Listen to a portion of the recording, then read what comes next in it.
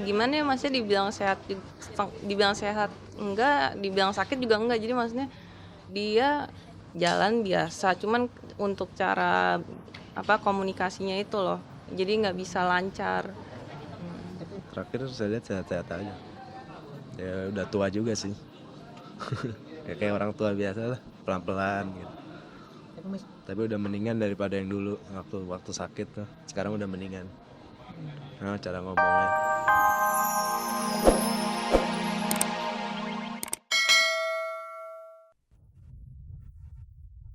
Apa kabar pemirsa? Di sore hari ini saya Farisa Kamelia kembali hadir menjumpai Anda bersama Kabar Kabari. Yang akan menyajikan kabar-kabar yang layak kami kabarkan karena kami Kabar Kabari.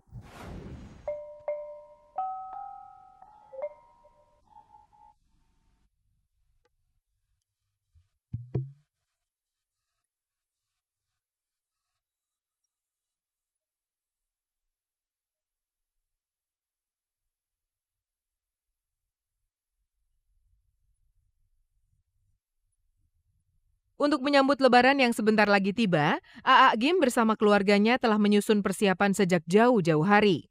Di hari pertama Lebaran nanti, rencananya Dai Kondang ini akan membuka pintu rumahnya selebar mungkin untuk menerima siapa saja yang ingin bersilaturahmi ke rumahnya.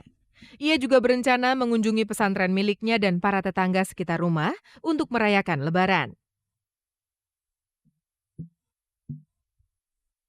Kalau di sini khotbah Idul Fitri di pesantren dengan tetangga, lalu silaturahmi tetangga, makan bersama tetangga, dan sesudah itu open house. Setelah urusan rumah selesai, bersama ketujuh anaknya, Aa Gim akan melaksanakan tradisi pulang kampung ke kampung halaman istrinya. Karena pulang itu kan sambil bersilaturahmi dengan para ulama, guru-guru, teman-teman lama. Jadi sambil belajar, sambil pulang tuh, sambil silaturahmi, sambil belajar, sambil tablik juga. Selain bersilaturahmi, di kampung halaman sang istri, Aa Gim berniat mengunjungi guru-gurunya sambil menghabiskan waktu bersama anak-anak. Kalau selama ini ia terlalu sibuk bekerja, saat berkumpul bersama menjadi momen untuk menebus waktu-waktu yang hilang. Karena ia berprinsip, keluarga adalah prioritas utama dalam hidup. Jadi keharmonisan itu bagi AA ya, bangsa ini kan harusnya seperti sebuah keluarga besar gitu. Maka miniaturnya dari keluarga kita. Dan saya percaya bahwa prestasi yang baik, kemudian kebahagiaan itu kalau keluarga itu penuh kasih sayang.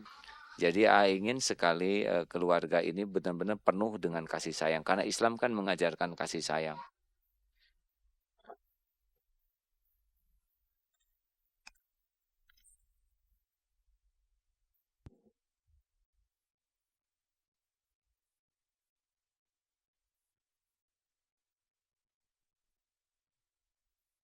Beginilah cara slang menanti beduk maghrib.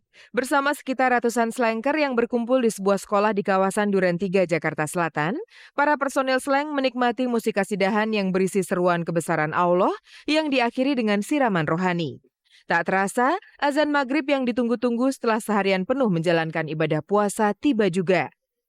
Kakak, Bim Bim, Ivan, Rido, dan Abdi yang senasib sepenanggungan dengan para slanker yang juga menunaikan ibadah puasa, sama-sama melepas lapar dan dahaga. Tak peduli apapun santapannya, kebersamaan inilah yang membuat buka puasa mereka saat itu terasa begitu nikmat. Sedikit sambutan hangat dari para personel slang dan bunda setelah berbuka, membuat hubungan para personel slang dengan slanker semakin menyatu. Ini tradisi aja sih, setiap tahun kita pasti kalau nggak buka puasa sahur pernah takbiran ya waktu itu ya. Hari ini buka puasa bareng. Selain rutin menggelar acara berbuka puasa bersama para slanker, tak banyak yang dilakukan Kakak, Bim Bim, Rido, Ivan, dan Abdi. Paling-paling untuk menyelesaikan album baru slang yang masih dalam proses produksi, mereka menghabiskan banyak waktu di studio. Itu pun khusus malam hari saja. Karena kita kalau siang kan kita membutuhkan tenaga banyak gitu. Terus kakak kalau puasa suaranya tidak bagus. Kering gerontang. Jadi kita malam ya kerjanya. Habis terawih masuk studio. habis masuk studio kita rekaman sampai sahur kan, habis sahur tidur. Selebihnya mereka memilih untuk lebih kusuk menjalani ibadah puasa. Bahkan tidak sedikit tawaran pekerjaan yang terpaksa ditolak. Habis itu kan sebenarnya kalau bagi kita nih bulan puasa tahun perenungan gitu kan, setahun sekali gitu, sebulan setahun sekali, sayang banget kalau kita sibuk gitu. Akhirnya maknanya buat merenungi, buat mensucikan diri nggak dapet gitu.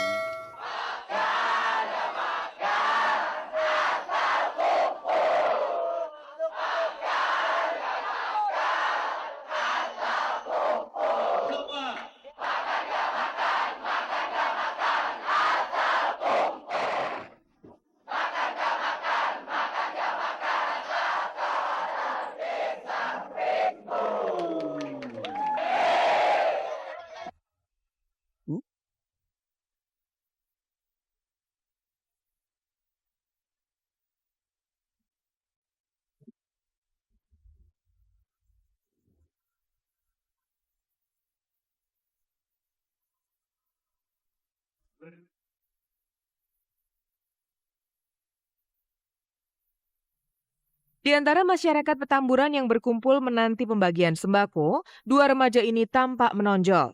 Meski bukanlah seorang artis, kehadiran Gendis Siti Harmanti dan adiknya Panji Adikumoro menarik minat begitu banyak orang.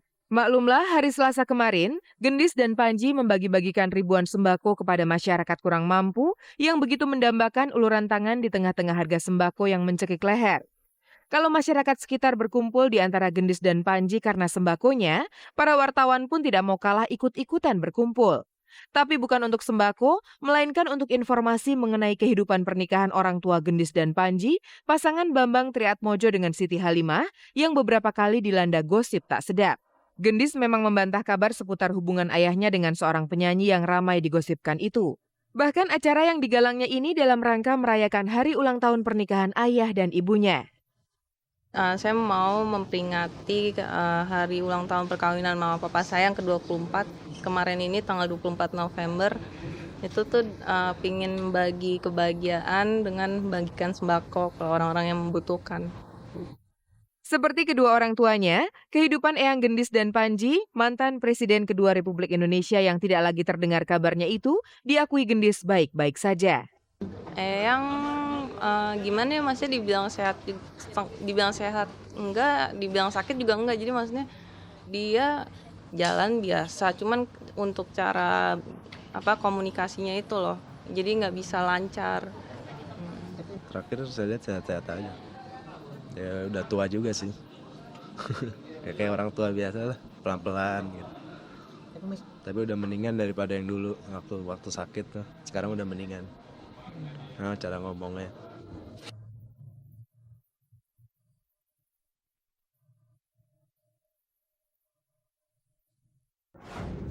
1001 cara untuk menikmati Hari Raya Idul Fitri termasuk menyanyi Tere.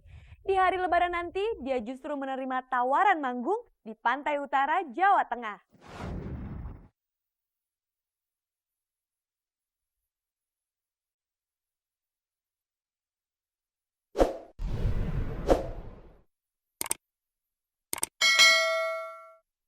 Bagi sebagian orang, Hari Raya menjadi hari kebersamaan. Pada hari itulah seluruh keluarga tak peduli dari mana asalnya, berkumpul bersama untuk merayakan kebahagiaan itu. Tapi Tere punya persepsi lain mengenai kebersamaan ini. Tidak harus bersama keluarga, ia berencana merayakan hari kemenangannya nanti bersama para penggemarnya di 2 kota sekitar Pantura. Niatnya hari kemenangan nanti akan ia rayakan dengan menghibur para penggemar Tere lewat sebuah acara musik Ramadan. Ia kebagian tugas untuk menghibur masyarakat Tegal dan Pamekasan.